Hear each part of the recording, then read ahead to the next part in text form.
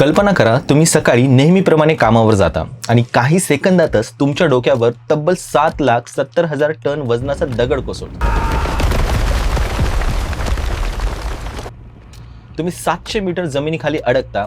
बाहेरच्या जगासाठी अर्थातच तुम्ही मृत घोषित झालेले असता, पण तुम्ही जिवंत असता. ही आहे चिलीमधील 33 खाण कामगारांची सत्यकथा, ज्यांनी मृत्यूला तब्बल 69 दिवस वाट पाहत थांबायला भाग पाडले. नमस्कार मित्रांनो, मी आहे विशाल विठ्ठल आणि स्वागत आहे आपले सॉर्ट आउट या यूट्यूब चॅनलवर. साल होते 2010. दक्षिण अमेरिकेतील चिली देशाच्या अटाकामा प्रदेशातील सान होजे खाणीत नेहमीप्रमाणे काम सुरू होते. अचानक प्रचंड भूस्खलन झालं. अवघ्या काही क्षणातच खाणीचा मुख्य भाग पूर्णपणे बंद झाला. वरच्या लोकांना असं वाटलं की आता अडकलेले कामगार आता वाचणं अशक्यच आहे. पण खाली मात्र चित्र वेगळंच होतं. ना सूर्यप्रकाश, ना ताजी हवा, ना बाहेर पडण्याचा कुठलाच मार्ग आणि खाण्यासाठी फक्त 2 दिवस पुरेल एवढंच अन्न. तेव्हा या 33 जणांनी एक कठोर निर्णय घेतला. प्रत्येकाच्या वाटेला दिवसाला फक्त 2 चमचे ट्यूना, अर्धे बिस्किट आणि थोडंसं दूध. पिण्यासाठीही त्यांच्याकडे स्वच्छ पाणी नव्हतं, त्यामुळे त्यांनी मशीनच्या रेडिएटरमधील पाणी गाळून वापरलं.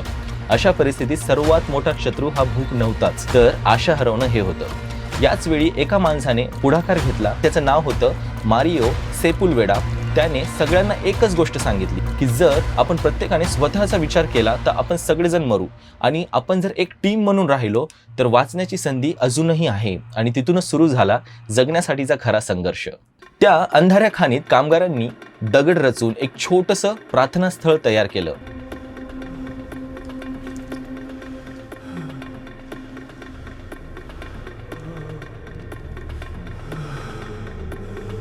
रोज ते एकत्र यायचे, प्रार्थना करायचे आणि एकमेकांना धीर द्यायचे. दरम्यान वरच्या जगात कामगार एरियल टिकोनो यांच्या पत्नीने एका बोनलेस मुलीला जन्म दिला. तिचं नाव ठेवण्यात आलं एस्पोरांजा. स्पॅनिश भाषेत त्याचा अर्थ होतो उमेद. आणि मग तो क्षण आला ज्याने सर्व काही बदलून टाकलं. तब्बल 17 दिवस झाले होते. अचानक शांततेतला एक आवाज चिरत गेला. ढन ढन ढन. वर ड्रिल सुरू होती.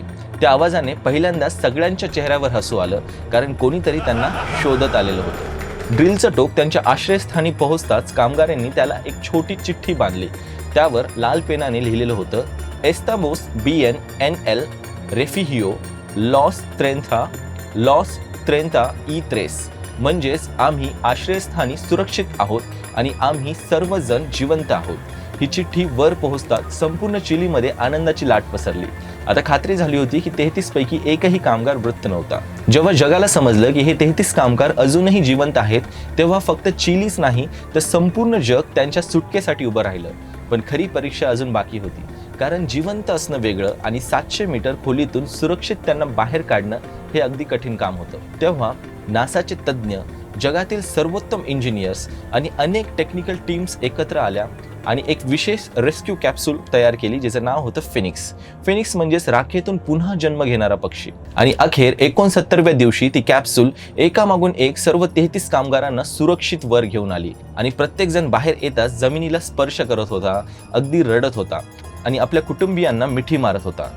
सर्वात भावुक क्षण तेव्हा आला जेव्हा एरियल टिकोनाने पहिल्यांदाच आपल्या जन्मलेल्या मुलीला कडेवर घेतलं. ही घटना आपल्याला एक गोष्ट शिकवते. परिस्थिती कितीही कठीण असली, अंधार कितीही दाट असला, जर माणूस आशा सोडत नाही आणि एकमेकांचा हात सोडत नाही तर कोणताही संघर्ष अशक्य राहत नाही.